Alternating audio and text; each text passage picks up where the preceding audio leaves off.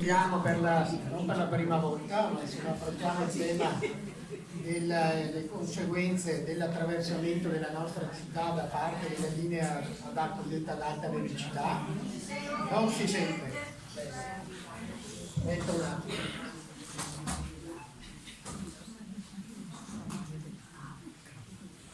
Adesso? Allora,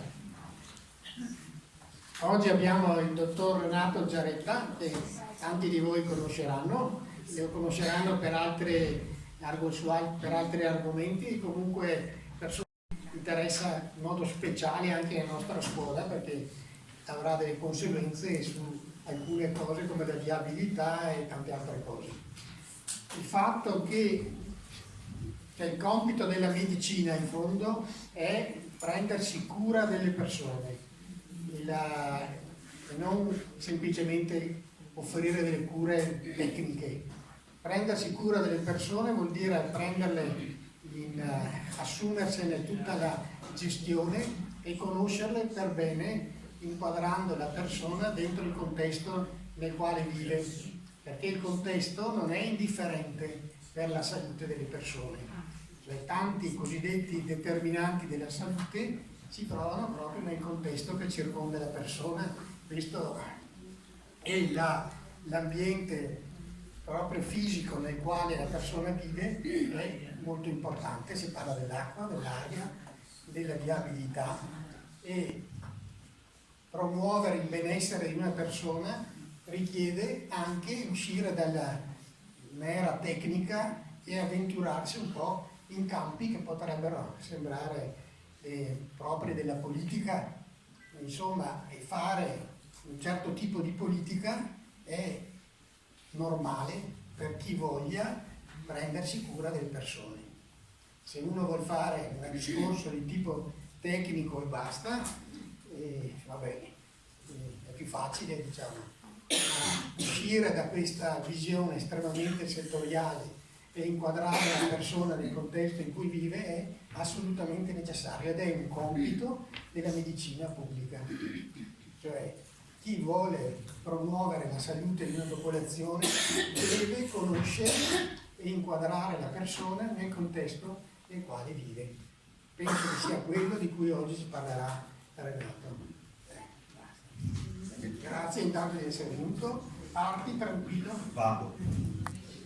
Allora, mi alzo dopo mi siedo perché guardo anch'io. Allora, prima di tutto vi saluto, sono contento che ci sia parecchia gente, perché noi come medici ISDE, cioè Medici per l'Ambiente, è da tempo che cerchiamo di diffondere notizie, informazione su quello che riguarda un'opera imponente che è il più grande evento urbanistico del dopoguerra. Diciamo che dopo la seconda guerra mondiale, in cui c'è stata la distruzione per i bombardamenti eccetera e la ricostruzione, quello che avverrà qui da noi sarà l'evento più importante, più grande per dimensioni, per impatto per quello che riguarda l'urbanistica, per quello che riguarda la viabilità e per quello che riguarda la salute. Io ovviamente non vi parlerò né di viabilità né di urbanistica, ma vi parlerò di salute. E perché? Perché queste grandi opere sono opere che coinvolgono in maniera pesante la sicurezza sanitaria, e siamo arrivati a un punto oggi, quello che stiamo vivendo adesso, in cui le grandi opere devono essere valutate attentamente, nel senso che fino a qualche tempo fa un'opera si faceva e l'ultimo dei problemi che si poneva è di quanto impattassero sull'ambiente. Oggi non c'è più concesso questo, perché anche un piccolo errore ha un impatto enorme. Lo stato ambientale, lo stato meteorologico, lo stato proprio climatico e tutta la concentrazione di persone, la concentrazione di produzione non ci permette di fare passi, non ci permetterebbe di fare passi falsi. Allora, per parlare di questo parleremo ovviamente di inquinamento atmosferico. Allora, comincerò col dire che l'inquinamento atmosferico, tanto per inquadrare un po' di cosa stiamo parlando, è un evento pandemico, è paragonabile a una vera e propria pandemia. una pandemia che coinvolge tutto il mondo, con buona pace di tutti coloro che pensano che l'inquinamento atmosferico sia, come dire, un dazio che si paga per il progresso. Tanti dicono, guardate, sì, è vero, c'è l'inquinamento, è pericoloso, ma noi siamo in un posto dove la vita dura di più, quindi insomma, dopo best. In verità questa è una delle più grandi fesserie che si possa immaginare, in quanto in verità l'inquinamento coinvolge specialmente i paesi più poveri. E per dirla tutta, come potete vedere, l'inquinamento atmosferico riguarda i paesi estremamente poveri, tant'è che in Africa è il secondo fattore di rischio di morte dopo la malnutrizione. Quindi non è vero che il progresso dobbiamo pagare il progresso, loro non ce l'hanno il progresso, eppure muoiono tantissimi proprio per l'inquinamento. Nel mondo si è arrivati a calcolare per difetto circa 9 milioni di persone che muoiono ogni anno. Per quel che riguarda noi, i paesi più avanzati, l'Europa in particolare, le morti premature da polveri sottili, e queste sono quelle di cui parlerò oggi, in particolare le 2,5, sono 253.000 decessi. Quando si superano i limiti dell'OMS, che sono 5 microgrammi per metro cubo. Dovrò ripetere alcuni numeri, potrà sembrare noioso, ma io vi invito a fare attenzione a questi numeri, perché poi hanno una ricaduta su quello che noi vedremo qui. Poi altri morti sono altri 52.000 per il biossido di azoto e 22.000 per l'ozono. Ma comunque solo per le polveri sottili 253.000. Ora, che cos'è l'inquinamento? L'inquinamento è dato dalla contaminazione dell'ambiente da vari agenti. Esiste dal 2010 una legge in Italia che inquadra quali sono gli elementi che possono inquinare l'atmosfera e che devono essere monitorati. Tra questi l'ho messo in rosso, in particolarmente il materiale particolato che si chiama PM10 e PM2,5. Questi due numeri indicano il diametro delle particelle. E per dirla tutta, più sono piccole e più sono cattive. Esistono particelle ancora più piccole e che diventano ancora più nocive per la salute, perché riescono a superare la barriera polmonare del bronchiale, entrano nel circolo sanguigno, arrivano ovunque e creano uno stato infiammatorio cronico che è alla base di una infinita numero di patologie. Per dirla in 2 parole, da dov'è che arriva tutto questo inquinamento? Esistono fonti naturali, che sono i vulcani, insomma, gli incendi, che riusciamo comunque a farne parecchi, ma la stragrande maggioranza dell'inquinamento atmosferico dipende dall'attività umana. E quali in particolare? La fabbrica sì, ma non sono le maggiori.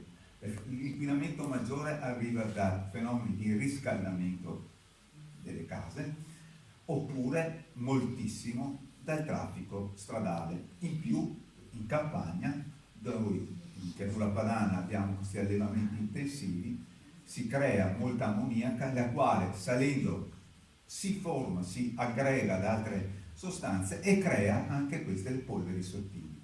Polveri sottili che sono importantissimi per lo stato di salute. Pensate che l'inquinamento atmosferico nella scala di sostanze e di eventi che pesano sulla salute umana è al 5° posto, per dire è più alto anche dell'eccesso di peso, più alto di una dieta sbagliata, più alto ancora della sedentarietà, che è uno dei fattori di rischi maggiori, ed è quindi un fattore per la salute di estrema importanza. E se guardate nella seconda parte, in quella parte lì delle diapositive, guardate come i fattori di rischio modificabili, il peso corporeo e il peso dell'inquinamento crescono, sono 2 fattori che non tendono a rallentare, mentre altri fattori tendono a diminuire, questi continuano ad aumentare. Quindi vuol dire che l'inquinamento salirà la scala che c'è lì, ponendosi, come vedremo per esempio sull'impatto sulle malattie oncologiche, tra le prime cause, non tra le ultime cause. All'interno dei varie sostanze esistono queste benedette polveri sottili, che sono appunto un materiale particolato, cioè formato da tante cose. Dentro queste piccole strutture ci sono solfati, nitrati, metalli tossici, silicilati e anche sostanze organiche. Si è visto per esempio nell'ultima pandemia come le polveri sottili facilitassero la diffusione del Covid, in quanto riuscivano a essere come una specie di carrettino che portava il virus più facilmente all'interno dell'organismo. Quindi hanno un impatto enorme e talmente importante che l'Agenzia sulla ricerca del cancro nel 2013 ha incluso il particolato, queste polveri sottili, nella classe 1A. Che cos'è questa classe? È la classe di sostanze che sono definite sicuramente cancerogene, no? Forse, sono sicuramente cancerogene. E come tutte le sostanze cancerogene, il loro livello di sicurezza è zero, perché l'amianto non è che puoi dire se ne prendo un po' mi fa bene, se ne prendo tanto mi fa, è zero. È ovvio che dobbiamo fare i conti con la realtà, zero è impossibile, ma l'Organizzazione Mondiale della Sanità spinge sempre di più per abbassare i livelli, tant'è che l'Europa proprio quest'anno, dal 2024, ha adottato le nuove normative che dovrebbero entrare in vigore nel 2030, ma ci sono molte forze che spingono perché tutte queste cose si rallentino. Vediamo un po'. Allora, polveri sottili e salute, vediamo che cosa fanno. Allora, prima di tutto, uno dei punti di attacco maggiore è il polmone. Si è visto che per ogni incremento di 5 microgrammi di PM2,5, ricordate 5 microgrammi, il rischio relativo di ammalarsi di tumore al polmone aumenta del 18%, mentre cresce del 22% se ci sono le PM10. Voi direte, ma sono meno pericolosi? No, perché le PM10 sono composte per il 90% da quelle più piccole. Quindi in ogni caso c'è un rischio aumentato notevolissimo, vuol dire che 18 o 22 persone aumentano il loro rischio. E si è scoperto anche recentissimamente qual è il meccanismo con cui le polveri sottili attivano il tumore al polmone. Cioè si è visto che le cellule, sia quelle sane che quelle malate, possono avere una mutazione genetica, cioè hanno dei geni che non funzionano bene. Ma quelle sane possono tenersi questa mutazione lì e non avere nessun tipo di problema. Però le polveri sottili 2,5 hanno la capacità di, come dire, innescare l'attività di questi geni oncogeni. Quindi si sta vedendo come il tumore non fumo dipendente stia crescendo, e quindi il motivo va ricercato proprio nell'ambiente, perché non cresce nei fumatori, cresce nei non fumatori. Altro punto, questo è recentissimo ed estremamente impressionante a mio parere, è il rischio di ammalarsi di cancro al seno, che aumenta del 28% al crescere del PM2,5. Questo sono stati i risultati di un congresso che riguarda un po' tutto, anche l'oncologia, tenuto nel 2023. I risultati hanno dimostrato che il rischio di tumore al seno è aumentato del 28% quando l'esposizione all'inquinamento atmosferico da particolato fine 2,5, ripeto ancora 2,5, è aumentato di 10 microgrammi. Quindi non sono quantità enormi, sono piccole quantità. Ed è approssimativamente equivalente alla differenza di concentrazione di particelle osservate nelle aree rurali rispetto alle aree urbane. Cioè vuol dire che là dove aumentano queste polveri sottili aumenta fortemente il rischio di cancro al seno. Ricordiamoci che il cancro al seno è in continuo aumento ed è il primo tumore in Italia come prevalenza. Quindi ci si pone sempre la domanda, io lavoro anche in oncologia e mi chiedo, ma perché cresce il tumore? In effetti, perché cresce il tumore? La domanda è più che lecita. Ci sono 1000 cause, ma certamente una cosa che è sempre, secondo me, stata sottovalutata è proprio l'inquinamento atmosferico. Ora, non è solo il cancro al polmone, è molto più famosa è la broncopneumopatia cronica, che cresce tanto più c'è inquinamento, tanto più i malati che hanno questo tipo di patologia soffrono, perché aumentano i processi infiammatori.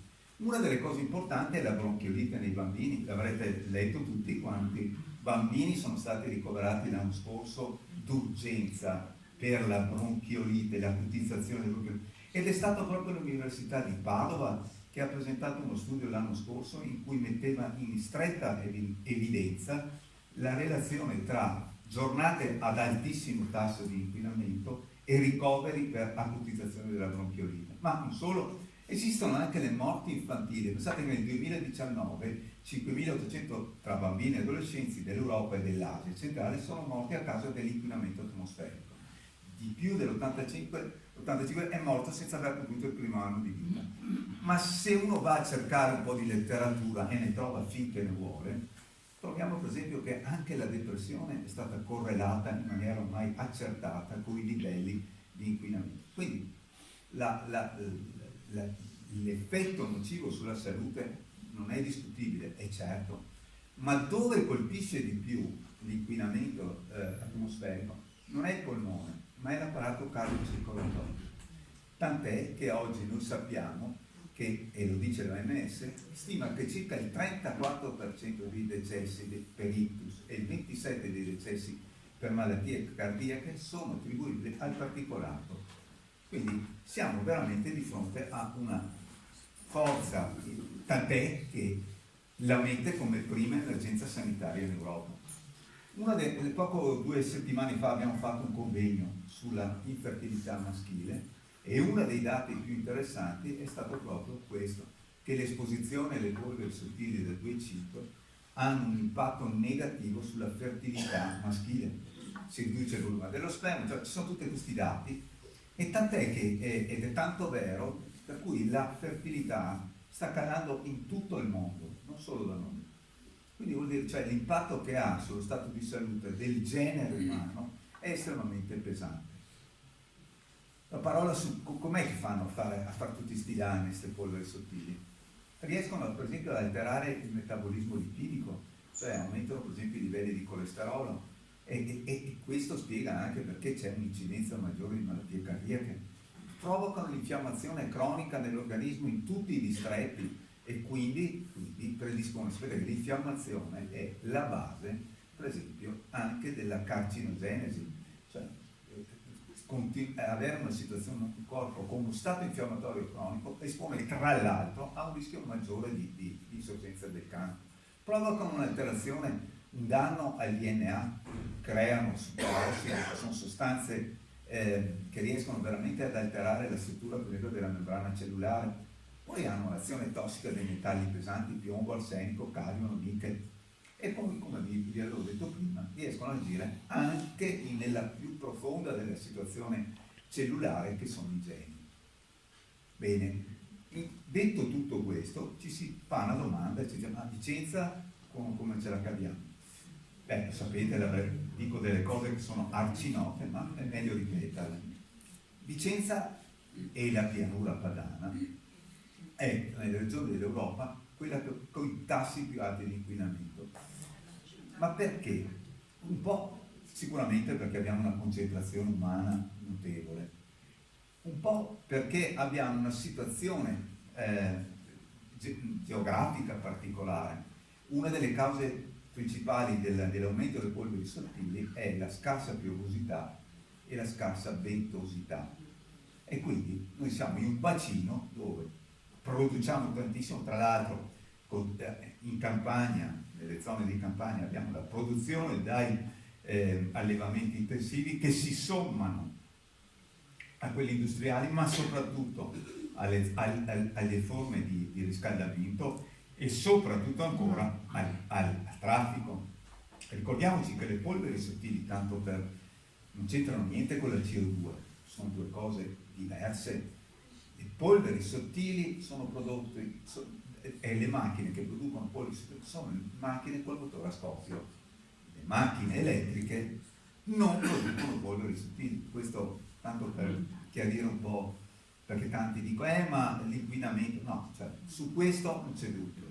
sulla CO2 si può parlare, ma sulle polveri sottili è così.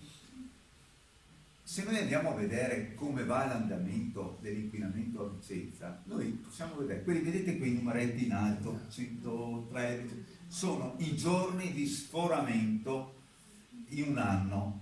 Allora, per la legge ora in vigore, ma che è stata superata per quella che dovrà essere applicata, non bisognerebbe superare i 35 giorni da superare oltre i 50 microgrammi, parliamo delle polveri sottili PM10, ok?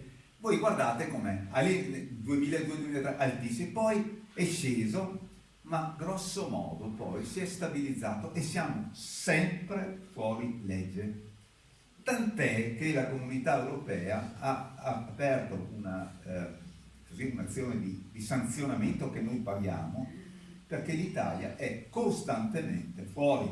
Noi siamo fuori in maniera totale da sempre e non cambia assolutamente nulla.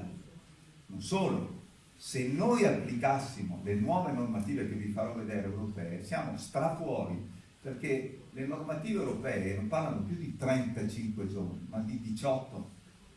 E comunque sono sempre tante rispetto a quello che dice l'OMS, che dice non più di 3 giorni all'anno. Quindi siamo per aria. Le polveri sottili 2 e 5, siamo anche qui fuori di orbita, nel senso che guardate, Vicenza e le ultime sotto sono 32, sono 23. Il limite annuale nella legislazione attuale è 25.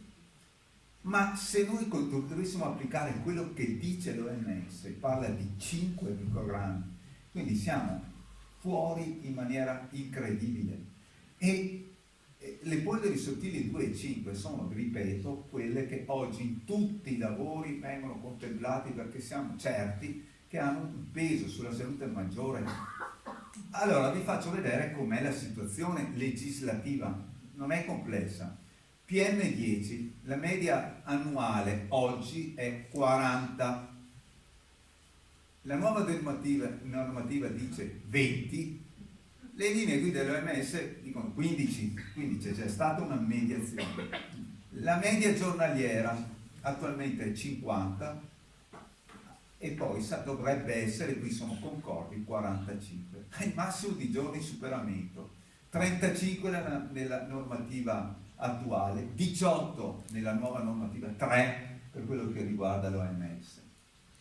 Polveri sottili 2,5, media annuale 25 oggi, 10 nella nuova normativa, 5 per l'OMS. Media giornaliera fino ad oggi non era stata contemplata. Linea OMS 15, nuova direttiva 25. Il senso è, si è presa coscienza della gravità, l'OMS lo predica da tempo, la Comunità Europea l'ha recepito, ha dovuto mediare ovviamente. Allora, vediamo Vicenza. Vicenza si colloca tra le città inquinate d'Europa secondo la classifica stilata non dai NOTAV ma dall'Agenzia Europea per l'Ambiente.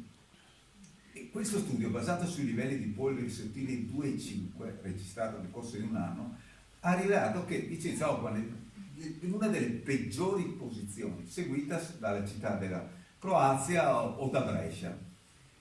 Il 2024, perché uno dice, beh, ma questo parliamo di... No, è partito malissimo. Tant'è che con livelli di inquinamento preoccupanti, nel mese di gennaio, cioè all'inizio dell'anno, le emissioni di PM10 sono state elevate in peggioramento rispetto all'anno precedente. Sappiamo che il limite attuale è 50, con sforamenti limitati ai 35 giorni. Vicenza ha registrato 18 giorni solo nel mese di gennaio. Quindi adesso andremo a fare i conti a fine gennaio, a fine adesso, e vedremo dove siamo arrivati. Bene, in questa situazione che pone Vicenza in una situazione grave, gravissima, arriva l'alta velocità. Allora, tanto per sgombrare il campo, io non sto parlando non in termini ideologici, alta velocità sì, alta velocità no, ognuno lo può pensare come vuole, poi vi farò vedere alcune cose che potrebbero farvi meditare, ma Qui stiamo parlando del progetto che c'è adesso, perché sono stati fatti, la storia dell'alta velocità, c'è gente qua che ne sa molto più di me, prevedeva altre soluzioni, posto che è un progetto che ha più di 30 anni, e che in 30 anni sono cambiate tutte le prospettive, ma comunque nelle prime ipotesi non doveva passare per Vicenza, nella seconda ipotesi doveva passarci sotto, nella terza, che è questa, ci deve passare in mezzo, e quindi questa è la storia. Ma vediamo cosa succede. Tanto per dirvi una cosa, quando l'ARPA fa i suoi studi, fa la media annuale. Quindi la media annuale ti dà, è un po' il gioco di statistica, no? Come il Triussa dei polli. Vabbè, lui prende l'anno e dice la media annuale è questa. Tant'è che dice che con le PM10 fino adesso la media annuale viene rispettata.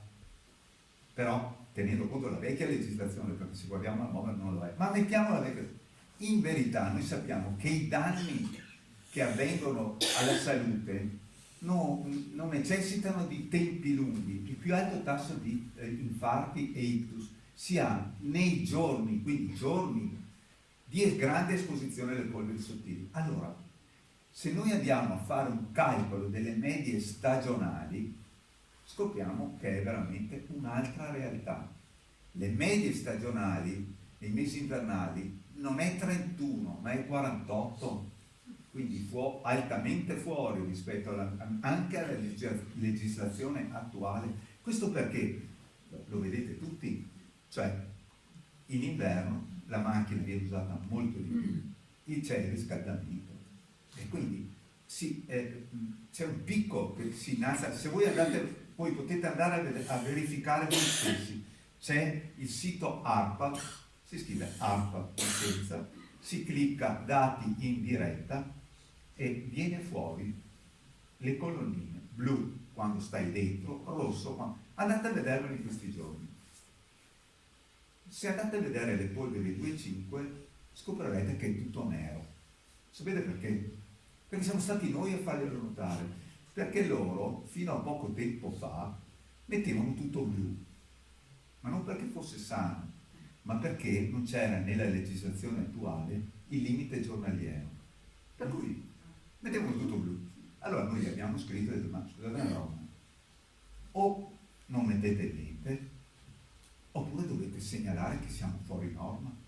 E infatti hanno cambiato, ci hanno detto grazie, sì, l'informazione. E così è, se andate a vederlo, adesso è così. Perché? Perché è importante vedere, se voi andate a mettere il dito con quel cursore sopra, vi viene fuori il dato giornaliero. Se andate a confrontare con quelle che sono le indicazioni, scoprirete che gran parte dei giorni, oggi, ieri, e fin tanto che non pioverà, siamo completamente fuori. Davanti a questa realtà, che cosa succede? L'attuale progetto TAP, che cosa prevede per quello che riguarda i livelli di polveri sottili?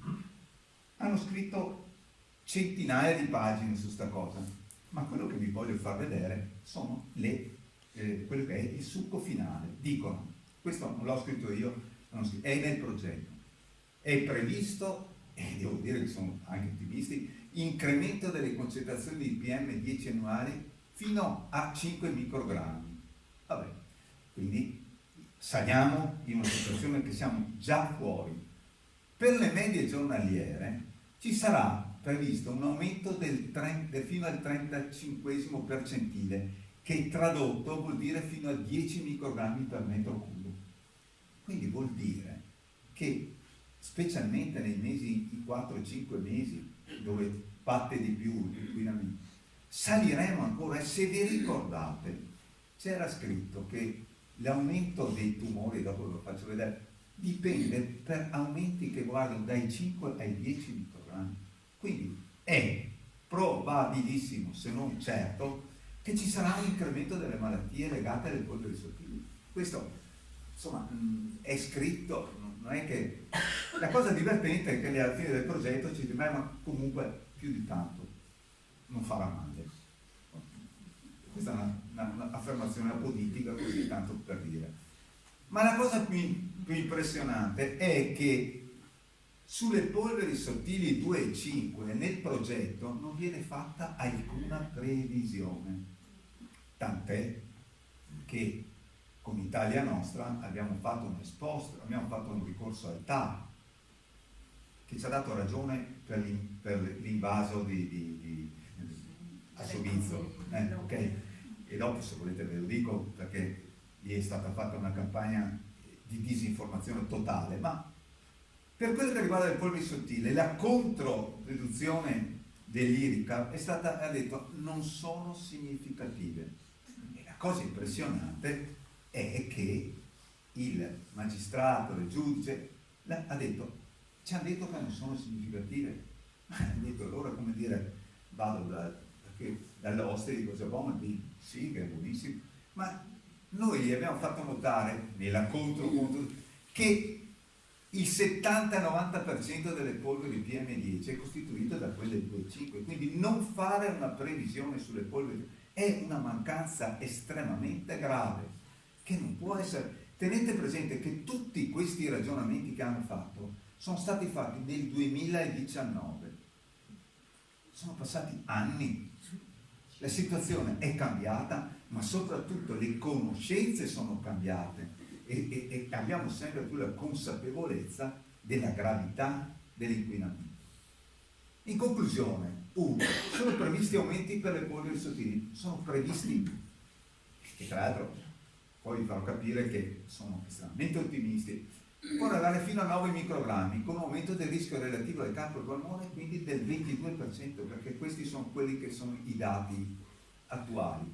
L'aumento delle concentrazioni con picchi importanti, specie anche in brevi periodi, porterà a un rischio maggiore sia di morti per decessi per ictus che per malattie cardiache. Non sappiamo nulla sugli incrementi delle polveri 2,5, ma sappiamo che un aumento di 10 microgrammi di 2,5 aumenta il rischio al cancro al seno del 28%. Quindi cosa vuol dire? Vuol dire che noi siamo certi che ci sarà un peggioramento dello stato di salute e stiamo correndo incontro a questa situazione così con fatalismo, con una, come dire, quasi con una rassegnazione. Ma non è finita. Nel convegno che abbiamo fatto noi in primavera che l'abbiamo chiamata la tempesta perfetta, perché Vicenza non si accontenta di avere il primato negativo sulle polveri sottili, abbiamo anche il primato negativo sui PFAS, maledetti PFAS che ormai sono ovunque. Ma perché è importante? Adesso andiamo a vedere perché è importante. Che cosa sono i PFAS? 2 parole. Sono delle sostanze create dall'uomo, eterne. Cioè ancora oggi non si riesce a distruggerle. Quindi, tempo forse tra qualche tempo, ma hanno provato qualsiasi roba. Non si riesce a distruggere. Bisogna impacchettarle come se fossero i residui atomici e metterli da qualche parte. Questa è una delle ipotesi. Che cosa sono? Sono delle catene di carbonio da cui sono state attaccate delle molecole di fluoro e si sono create queste sostanze che hanno una capacità incredibile a essere idrorepellenti, resistenti, cioè hanno una serie di proprietà sicuramente positive dal punto di vista del materiale e sono ovunque, continuano a farne. Peccato però che non facciano bene. Uno dei PFAS più comuni è il FOA ed è stato messo sempre da quella stramaledetta Agenzia Internazionale per la Ricerca sul Cancro nella lista 1A come le polveri sottili. Quindi è sicuramente cancerogeno. Non c'è sì, forse, ma anche se andate a ascoltare il processo che c'è adesso per la Miteni, sentirete delle cose per cui qualche scienziato dice ma forse no, forse non sono così cattivi come sempre, anche se ormai la letteratura, anche se ormai è accertato, lo IARC prima di esporsi e dire una cosa ci pensa su molto. L'altro, il FOS, è stato messo nella lista 2, che è la lista 2, che è probabilmente cancerogeno. Sono sostanze che bene non fanno. E dov'è che non fanno bene? Per esempio, la donna in gravidanza, c'è un ritardo dello sviluppo della ghiandola mammaria, parlo del bambino, riduzione della risposta ai vaccini, minore peso alla nascita. E nell'adulto? Nell'adulto, tanto per dire, è accertato che è una causa di cancro al rene e cancro al testicolo. Com'è la situazione da noi? Ecco, sapete che Vicenza è stata investita da questa come dire, diffusione di PFAS, che è la più grande diffusione di PFAS in Europa relazionata, magari in qualche parte in Polonia, chissà cosa fa, ma di quella accertata Vicenza è la più grande. E poiché hanno buttato tutta sta roba in un torrente, fiume, che poi l'acqua va dove vuole, si sta diffondendo e Vicenza è passata da zona verde a zona gialla ad essere arancione. Cosa vuol dire? Vuol dire che l'inquinamento da PFAS è già presente. Ora, che cosa c'entra l'alta velocità? Quali sono i rischi? Beh, è stato calcolato che arriviamo a 1 miliardo e passa di litri di acqua che serviranno per fare, perché quando si fa la calce si usa l'acqua. Poi uno dei sistemi di mitigazione delle polveri sottili è, come si fa sempre per abbassare le polveri, usare l'acqua. La domanda che ci siamo posti noi: quale acqua? Dove andiamo a prenderla? Di sicuro non andiamo a prendere quella potabile. Dove andiamo a prendere? Nei fiumi? Bacchiglione è strainquinato da tutto. Le falde profonde sono inquinate, questo non lo dico, cioè basta andare a leggere. Quindi come si farà? E soprattutto, ma tutta sta acqua dove andiamo a prenderla e andiamo a sottrarla a che cosa? Chi è che li controlla queste cose? Verranno messi i filtri, dicono, bene, ma i filtri quanto durano? Quanto costano? Ricordatevi che questo scherzetto di 6 chilometri costa 2 miliardi e passa, cioè per fare 2 chilometri di ferrovia, perché il costo enorme non è la ferrovia, ma sono tutte le opere che verranno fatte, perché verrà creato, dovrà essere abbattuto ponte alto, dovranno costruire tantissime strade, e come vi farò vedere la produzione di tutte queste cose ha un impatto enorme. Allora, com'è che fanno male i PFAS? Uno dice, ma io non bevo l'acqua, sono al sicuro. No, non sei sicuro per niente, perché proprio i lavori in cui si utilizzano l'acqua possono creare quel fenomeno di nebulizzazione per cui i PFAS ce li respiriamo e non solo, pensate nei termini di sfigati di San Felice, ma corrono queste cose. Pensate che gli studi che hanno fatto hanno trovato che i PFAS li hanno trovati, gli studi maggiori, sui polmoni, quindi l'inquinamento passa attraverso l'aria, senza poi contare che poi noi mangiamo i PFAS, perché l'altro grande inquinamento è che da dove i contadini non usano l'acqua potabile per dare da bere gli ortaggi, prendono quello i pozzi sono pieni di PFAS. Quindi adesso uno dei grossi problemi è l'inquinamento degli alimenti. Ma l'alta velocità, come dire, aggrava in maniera terribile la situazione, cioè ci pone davanti a dei rischi enormi. Tra l'altro, tanto per la tempesta perfetta di cui parlavamo, siamo davanti a una situazione di siccità.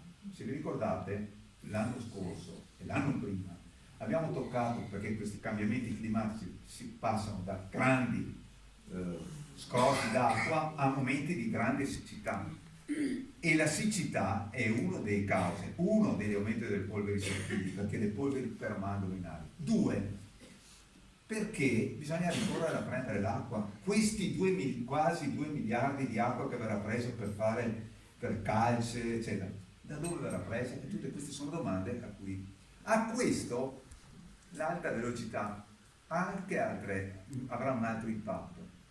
È prevista la perdita di circa 50.000 metri quadrati di bosco per creare i cantieri. Uno è qua, il bosco Rossi, il quale verrà buttato giù e verrà fatto uno dei più grandi cantieri. Uno Un albero di circa 20 metri di altezza con una chioma di 10 per 10 metri nel complesso può assorbire in un anno circa 1 chilo di PM. Quindi noi cosa avremo? Avremo che perdiamo il bosco e in più ci facciamo sotto un cantiere. Quindi le previsioni che sono state fatte noi le troviamo quantomeno fantasiose, perché non viene calcolato poi un altro aspetto.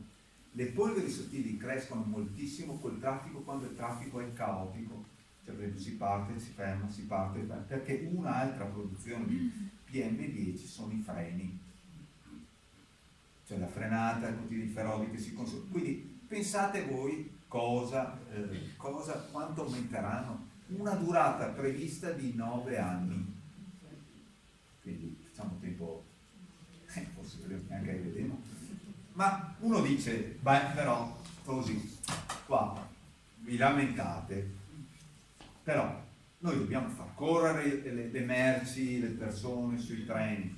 Sì. Allora, una delle più grandi, io la dico truffa, è quella con cui viene chiamata questa opera, che è chiamata alta velocità, alta capacità, con la storia che raccontano che passeranno le merci. Non è vero, per niente, non passerà neanche un bullone, perché i vagoni che portano le merci non sono adattabili a quelli per i passeggeri. Quindi l'alta capacità non esiste, esiste tra l'altro in Europa solo in piccoli tratti in Germania, in Francia non esiste, esiste solo per i passeggeri.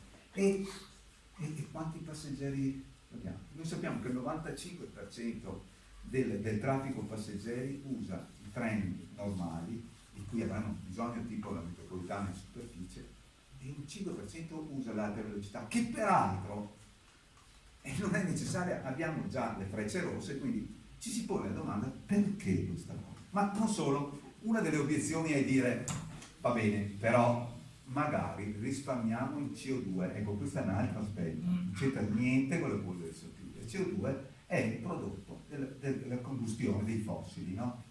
Bene, domanda, per affrontare un po' di roba del genere, è stato fatto il carbon footprint, cioè lo studio di quanta CO2 viene prodotto da un'opera? Esistono dei sistemi di analisi che si chiamano LCA, cioè Life Cycle Assessment, cioè lo studio di quanto impatto ha un'opera da quando tiri fuori una pietra a quando la dismetti, così con le macchine, con tutto.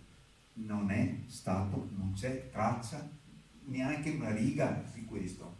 Quindi, ma allora uno dice vabbè, non è stato fatto. E in altre parti, come è andato? Allora, la TAV Torino-Lione, il gestore dell'infrastruttura francese, ha stimato che la costruzione del collegamento genererà 10 milioni di tonnellate di emissioni di CO2. Quindi per fare le robe si producono. La Corte dei Conti europea, quindi no, il bocciolo, ha sottolineato che ci vorranno almeno 50 anni per compensare queste emissioni, ben al di là degli obiettivi europei per la riduzione delle emissioni. Ancora di più, ogni tonnellata di cemento utilizzato produce 900 kg di CO2. Viadotti, gallerie richiedono enormi fabbisogni di energia, soddisfatti da un sistema energetico per 4/5 fondato sui combustibili fossili e quindi su ulteriori emissioni di CO2. Risultato: i cantieri della TAV produrranno un aggiuntivo incremento di CO2 a Vicenza, dove già la produzione di CO2 è tra le più alte d'Europa. Questo è uno studio norvegese che fa vedere quali sono, come al solito, le regioni con più alta produzione di CO2 per persona. Tanto per vedere dov'è viola ne produce di più, e dov'è viola, come al solito, dove si producono anche le polveri. Noi. L'aumento di CO2, che qualcuno dice che non è vero, ma insomma, produce l'aumento della temperatura globale. Su questo, sì. Bene, nel 2022, secondo uno studio pubblicato su Nature Medicine, nei 35 paesi europei si sono avuti 61.000 decessi per caldo estremo. L'Italia presenta il numero più elevato, 18.000.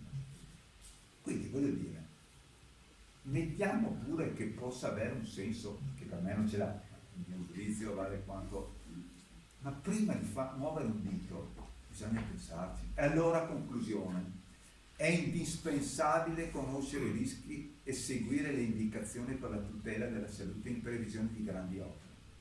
Esiste questo no, do not significant harm, che vuol dire non fare nulla che possa essere significativamente un danno. E questo è previsto, è un criterio, un processo che è previsto nel PNRR, cioè che non ci siano opere che arrechino nessun danno significativo all'ambiente. Nel punto 5 di questa, che è un'indicazione di legge, c'è prevenzione e riduzione dell'inquinamento dell'aria, dell'acqua e del suolo. Domanda: è stato fatto questo? Un'attività economica non deve determinare un aumento delle emissioni di inquinanti nell'aria, nell'acqua e nel suolo. Ma non basta, c'è anche il principio di precauzione che riguarda molto i medici, ma riguarda gli amministratori, che riguarda il cittadino. Il principio di precauzione è un principio europeo adottato dall'Unione Europea, è un approccio alla gestione del rischio per cui, qualora sia possibile che una determinata politica o azione possa arrecare danno ai cittadini o all'ambiente, e qualora non vi sia ancora un consenso scientifico sulla questione. Fin tanto che non c'è la certezza che una cosa non ti fa male, tu non puoi farla. Il concetto del principio di precauzione è stato stabilito per la prima volta in una comunicazione della Commissione Europea adottata nel febbraio del 2000, che ha definito il concetto e le sue modalità di applicazione. Ah sì, ed è stato proprio definito il concetto e la sua modalità di applicazione. Cosa vuol dire? Vuol dire che noi abbiamo la più grande opera che coinvolgerà la città, che potrebbe coinvolgere, uso ancora qualche un po' di speranza, pievole, ma però noi siamo davanti a una cosa che è stata, non è stata studiata negli aspetti fondamentali che sono quelli della salute. Sono degli aspetti che ovviamente cambiano nel tempo. Faccio un esempio. Prima che il DDT fosse riconosciuto così pernicioso per la salute umana, veniva dato liberamente. Qualche anno dopo, come dire, è stata riconosciuta questa cosa. Quindi il criterio di salute cambia anche in base alle conoscenze. In questi anni noi abbiamo visto come l'inquinamento atmosferico e i PFAS abbiano un impatto enorme rispetto alla salute. Quindi quei criteri utilizzati nel 2019 devono essere rivisti. Se una seria revisione dimostrasse che non c'è questo impatto, si può discutere, si può essere d'accordo, no? Ma fondamentalmente manca completamente un'analisi seria. Perché non so se avete visto il film Don't Look Up. In due parole, sta per arrivare un enorme cometa sulla testa della Terra e scienziati dicono attenzione, sta per arrivare, bisogna fare qualcosa, ma tutti sono increduli, un po' fatalisti, e alla fine va a finire male. Ma qual è la differenza sostanziale? Che il treno ad alta velocità non arriva dallo spazio profondo, arriva da Verona. Cioè, quindi avremo tutta la possibilità di chiedere fortemente come cittadinanza di rivedere il processo e lo studio.